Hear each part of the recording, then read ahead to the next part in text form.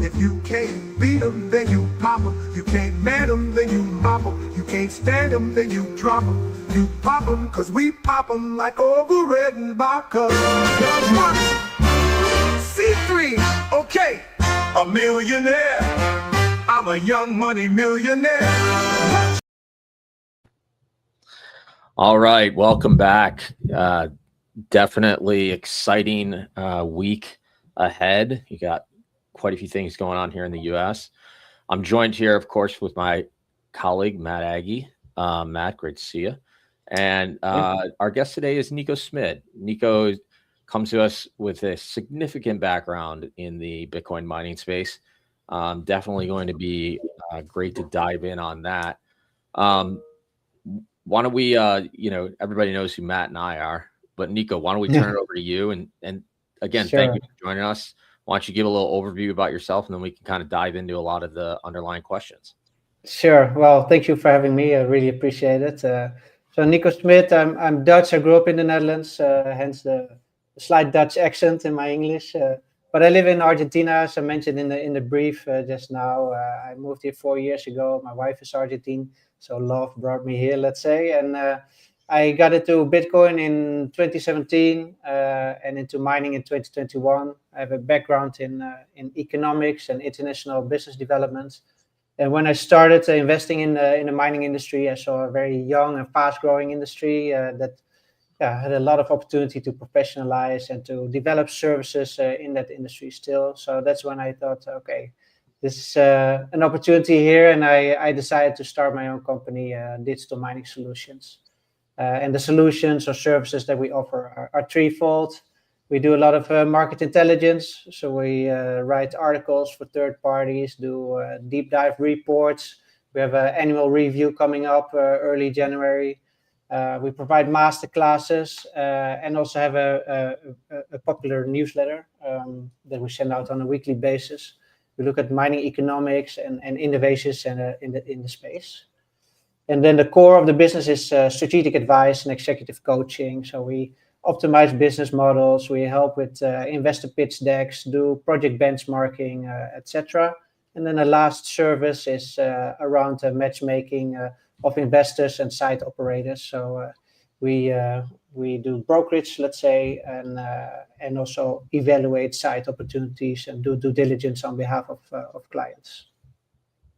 Awesome background. Thanks for that overview. You're the perfect person to have on to chat about what Sean and I have been talking about the last couple of weeks is just the overall state of the industry. We've seen, hash price at record lows. Fees are very low. Hash rate is screaming higher. And so I wanted to ask you about just your take on the current read of the market and of Bitcoin, the network, and how those dynamics are playing out. Yeah, I think post 2024 halving, we've seen a very different hash price than before, right? So in the previous cycle, you saw a hash price ripping up in the later stages of the bull market because Bitcoin price would outpace hash rate and thereby difficulty. That didn't really happen this cycle, let's say. So post 2024 halving, we saw the drop because the subsidy got cut in half. And ever since we've been in a range between, let's say, $40 and $60 per petahash per day. And recently we dropped below that 40 level and even went as deep as 35, the lowest we've seen in history, which is obviously tough for many miners. And I think you mentioned the reasons already, like transaction fees has been below 1% of the total block rewards, which is very different from what we saw in 24 and 23. But next to that, you see hash rates ripping, while Bitcoin price is kind of neutral or slightly negative year to date. So that's it's very tough, but it also brings innovation and pushes hash rate to there where energy is cheap in the end, right? Yeah, so I've been seeing the C word a lot with mining, capitulation, right? Capitulation is the word. Yeah. So we haven't really seen that though. Hash rate's still growing, but I saw a stat maybe interesting. The public miners have only added something like 80 exahash year to date, and that seems fairly low relative to the overall hash rate. And I don't know if that's accurate or what you're hearing. Yeah. Like who's filling that gap then if it's not large public miners, if they're distracted on other things? No, that 80 sounds very low because Bitdeer alone has gone from, I think it's around 7 exahashes to 41 exahashes. And you see other miners that have been deploying quite aggressively. So I think that number is a bit low, but I think where in the past, like the previous cycles, you would see hash price drop and then miners capitulate hash rate going offline. I think that's not what you're seeing anymore because if a miner is in distress, these machines just keep on running and they're being acquired on the rack, let's say, in order not to lose those power contracts. And also, what's interesting is that Coinmetrics has this chart that shows the efficiency of the network overall, so the average efficiency, and the amount of joules per terahash has been going up. So that means efficiency has been going down, which is very interesting. And to me, that signifies that you see more, older generation miners being distributed among the globe and being plugged in where energy is cheap. So I think it's a more globalized hash rate. It's miners that capitulate but don't go offline necessarily. And I refer to Bitdeer shortly. I think it's also the ASIC manufacturers that are deploying at a more aggressive rate than they have done in the past. So they're becoming big self miners. Yeah. No, I mean, you broke it down pretty good there. You know, I'm just thinking here, like from holistically, like when I started in this early on, it was one of those things that so I got it. I was in mining 2017 to like end of 2019. And I mean, it's crazy to see how much things have changed. I mean, now you have it, you know, where you're seeing more miners are really the hash rate, as you have said, is a commodity, if you will. You know, in practical terms, how does that correlate to everything going on right now? Because I think initially, you know, it all comes back to, I think the commodity here is power. But then, you know, how does all that come together with the hash rate component here? Well, the hash rate itself can be seen as a commodity as well, right? Right. I chatted with Matt about that shortly. You see these financial instruments popping up. There's hash rate marketplaces where you can buy spot or forward hash rate. So in that sense, hash rate is becoming more of a commodity, and you see more financialization of the computing power itself. Yeah. I could almost see like a market, like, so from my trading background, I could almost see a market where you're trading the hash rate, some type of hash rate contract against a power contract like PJM or something like that here in the US. Because again, like, I think, you know, it's something to really dive into. Like, you're down in Buenos Aires right now. Like, you know, how is that different in power than what we see here in the US when it comes to miners? Well, in Argentina, the mining industry is not huge. I expected it to grow faster, but it's the biggest opportunity here is in natural gas, and the oil and gas industry is just it's a complicated industry, as they would say in Argentina. But here you see a lot of stranded gas that's being extracted. That's coming out either when they extract oil as associated gas and being flared, or it's really stranded because there's a lack of pipelines. Those are in the making, let's say. I think the dynamics here, therefore, are very different from what you see in the States, and that applies to each country, and in the US to different states as well, right? Yeah, no, for sure. Matt, turn it. Yeah, just to dig in a little bit on the hash rate as a commodity. I mean, can you just back up a little bit, maybe for our audience who's not familiar with that instrument, and maybe how practically are miners using that as a tool to manage some of the broader financial picture? Yeah, so you see it growing more and more as the industry matures. And yeah, at these marketplaces, there's a buyer side and a seller side, right? And on the buyers end, you see investors purchasing hash rate because they want exposure to hash rate, but don't necessarily want to invest in ASIC hardware or data center operations. So that's one, I would say, type of buyers. Then you also see miners buying hash rate, and that can be for different reasons. You have these companies that co-locate or host clients, and when they are not able to meet their contract obligations and have a lower uptime, let's say, than they were contracted for, that's a reason why they would buy hash rate to maintain that hash rate that they are contractually obliged to provide, let's say. And I've seen also that there's these miners that raise funds. They get these funds from the investors and they start building out sites. But yeah, building out the site, if you're in an ideal situation, it takes 3 months, but it can take much longer. And in the meanwhile, they can purchase hash rate to put their money to work before they purchase the ASICs. So that's another profile, I would say. And then on the seller side, there's different reasons to sell. Some sell forwards in order to lock in a hash price for a fixed term.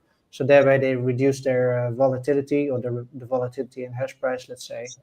And there's miners that sell hash rate on the spot marketplace to earn a premium, because often there's a premium being paid as the buyer is somebody that doesn't necessarily have ASICs or a data center running. So I think those are the main use cases, I would say. And then maybe on the sell side, on the forwards, the last one that just came up, like you see miners selling their hash rate forward in order to get that Bitcoin upfront in order to be able to grow and invest in their fleet, to upgrade or to expand their fleet. That's another use case. I mean, I think adding on to what you're talking about, like, this is a great segue to the mining companies are really now also saying, hey, it's tough times, and we need to look at how we can monetize, bring in revenue. And so the whole thing, now you see all this, the HPC, the AI, all of, that are bringing higher margins. Are you interpreting that more as like, this is a short term, a long term, or like, is this kind of going to be the new norm where you have some Bitcoin mining, but you use the AI piece to offset the cost on the Bitcoin side, etc.? Yeah. So I think AI HPC is not for everybody, right?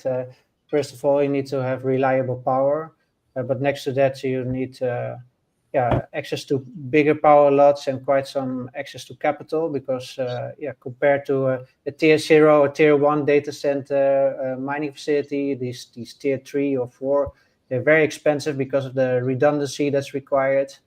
Also you see that the type of clients that they're onboarding, whether it's to co-locate GPUs or to provide compute power to, these are longer term contracts also. Like you see between 5 and 15 years even, while in mining like a regular contract is between 1 and 3 years, let's say. So I think it's a longer term trend, just because of the nature of the investment, but also the nature of the contracts. But I don't think Bitcoin mining will disappear. Bitcoin mining will be pushed more to the edges, let's say, where power is less reliable, where there's a need for demand response on the grid, where power is stranded or underutilized. Those type of cases. But I also think that AI and Bitcoin mining can coexist very well because of that flexible layer that Bitcoin mining provides. It allows companies that need a firm load for AI, HPC, to participate still in demand response by having that flexible layer. But also when they scale, they can use Bitcoin mining to monetize that power that's available while they're building out. So I think it's a very useful tool for many data center operators and builders. Matt, really quick, one thing that actually just came into my mind was what we talked about last week. Was we kind of touched on it, the nuclear topic, and it was interesting. I've been looking more and more into like the whole nuclear topic and what's going on there. Is that popular outside the U.S. energy wise, or is that, Nico, is that more like, what do you see? Popular, I don't know, but it's like Well, I'm from Europe, and it's spoken a lot about, especially because there was some nuclear plants that went offline in the energy transition, but it was a bit too early, I think. Yeah. So yeah, you see it's being talked about, but I think AI HPC will go after that nuclear power because of its high capacity factor. It's very reliable power. So maybe if Bitcoin plays that flexible layer, it has access to that nuclear power, but I think it will be outbid by other types of compute. So just not to bounce around, but I missed it earlier, but with private companies kind of maybe pivoting to higher margin things like AI and HPC and trying to weather the environment. We were talking about recently, China still kind of reemerging as a major miner, and you're kind of getting to where maybe it's nation states or national energy companies or national strategic government sponsored type national security programs are being talked about in terms of investment in this area. Do you think Bitcoin is playing a role, maybe quietly, in some nations around the world in that regard? Oh, definitely. Yeah, I mean, you see it in Bhutan as a very clear example. And the other day, also in Laos, they announced that they work on these renewable projects that they want to monetize by crypto mining, as they called it. So I think Bitcoin mining will play a role. You see here in Argentina also that YPF, which is like the national oil and gas producer, they have a site where they sell gas to miners. So I think either directly or indirectly, different countries will participate in Bitcoin mining. And I think also for many countries, Bitcoin mining is a good entry into the data center space, right?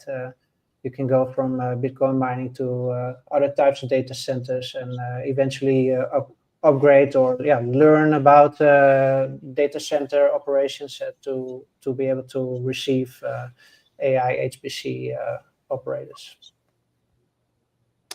Wow. No, I mean, honestly, it's everything that's going on. Like, I think you're seeing more, like, you're seeing it spread to other countries.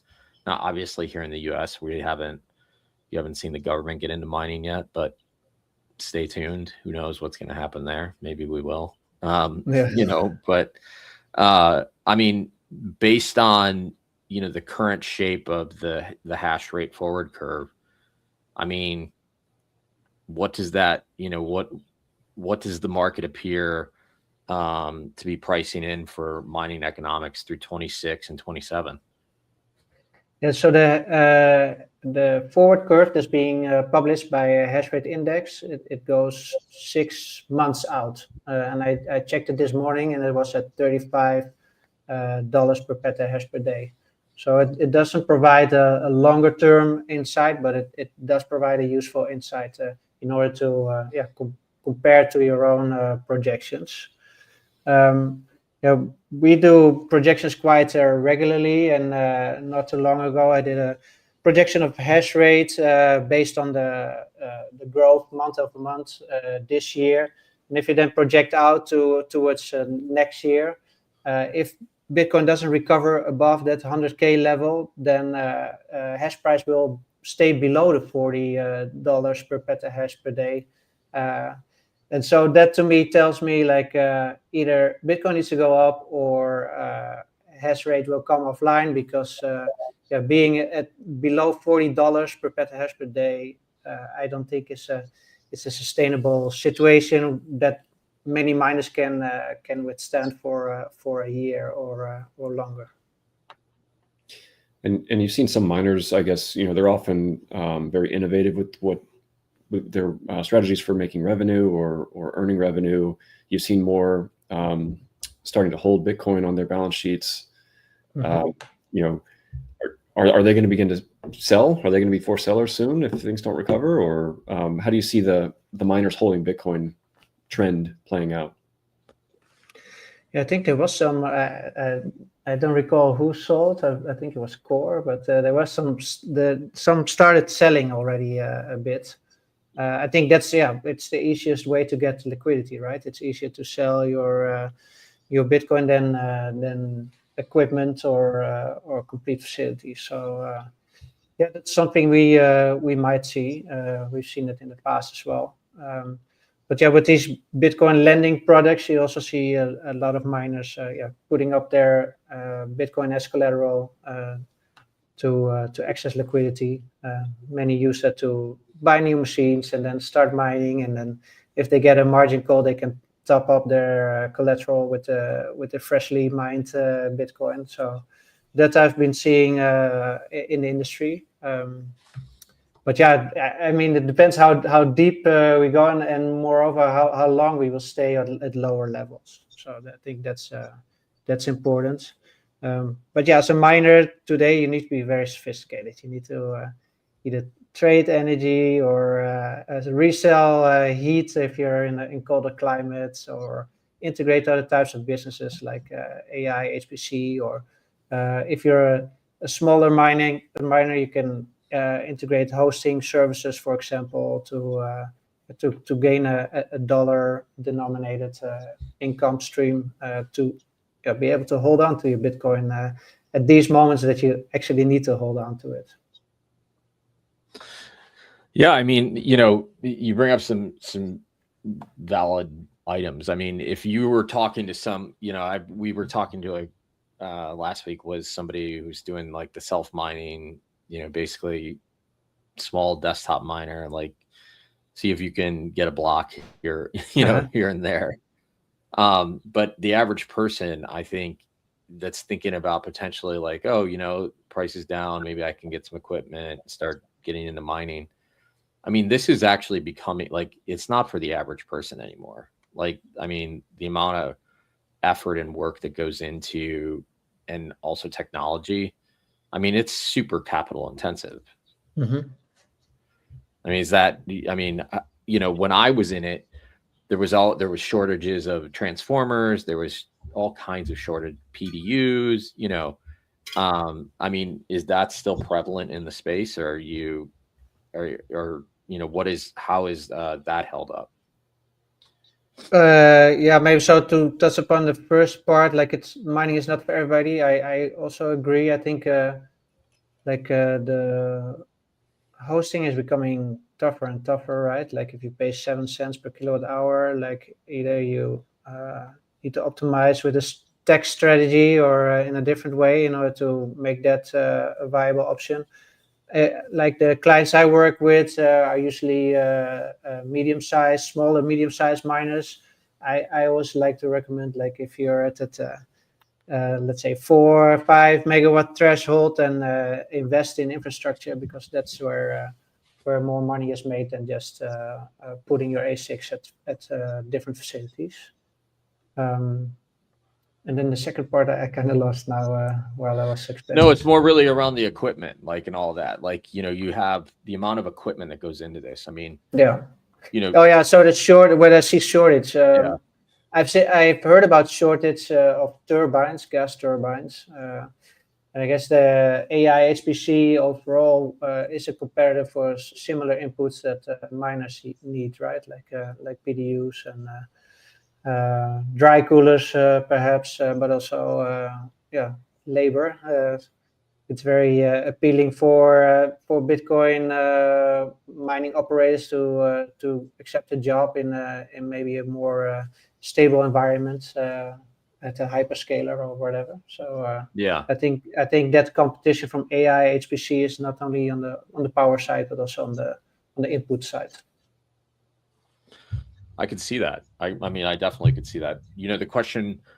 So with HPC versus Bitcoin mining, ASIC mining, HPC now data center wise, HPC is not using cooling.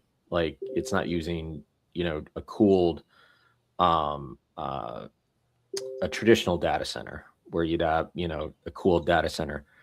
In most of these mining facilities, this is all air cooled. It's just moving air over it because you can't use refrigeration to cool it, just given the quantity of machines that you're running. Does that same concept apply on the HPC side? Well, I think overall you'll see both HPC and Bitcoin mining moving more to hydro cooled or liquid cooled setups. I believe like the latest generations, it's all hydro cooled or liquid cooled at least. In mining, you see it's increasing, but you still see many opting for air cooled just because of the return on investment. So those machines are cheaper and the build out is cheaper, so you make a quicker return on the investment. And I guess that has to do with the shorter or relatively short cycles of So I think if you have a longer term horizon, then it makes completely sense to go for hydro cooled. Also, the projects I'm seeing in Scandinavia, they're all hydro cooled because of the reuse of heat. So liquids, they conduct heat way better than air. So air cooled for a reuse of heat is not always the best use case unless you want to use it as a space heater, right? So right.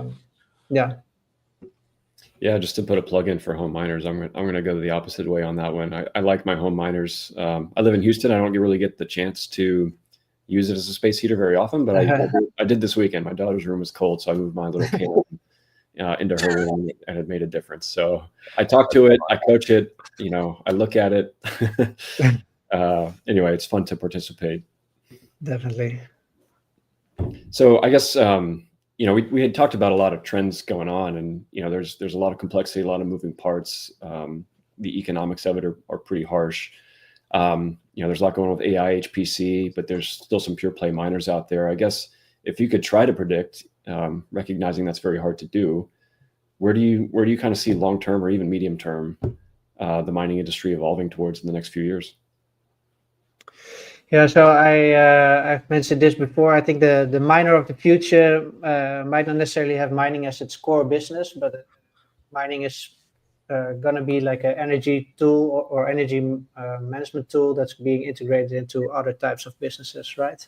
So it's that flexible layer for AI HPC. It's a company selling heat and using mining equipment to produce that heat. It's factories that use power that's idle, let's say, to monetize that. So I believe in the far future that will be the case. Like the pure play miners, I believe will only be able to continue to exist where the power is less reliable. So that unreliability, let's say, is a problem for many other industries. So that can be, for example, the flared gas or very remote generation, or you see mining behind the meter, for example, like when there's a power generation that's waiting for a connection to the grid. that's where you could see miners participate. So yeah, going there where others cannot. So that's the future I'm seeing. Wow. No, I think, Nico, it's I obviously we're coming up on time here, but what I wanted to ask was, if you had, I would say, where do you predict the end of 26 from, what global or geolocation do you think mining is going to grow the most in?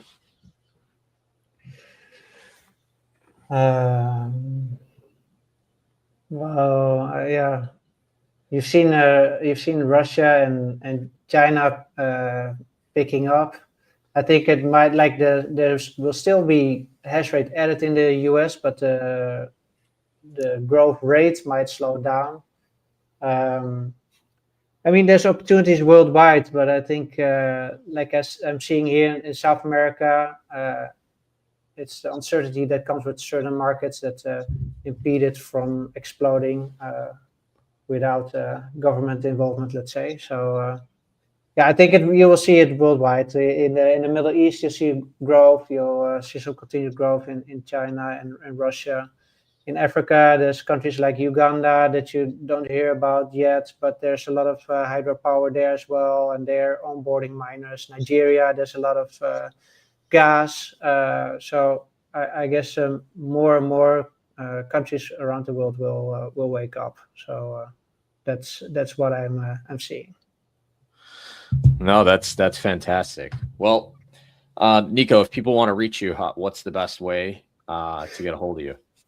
Yeah, so my website is called digitalminingsolutions.tech.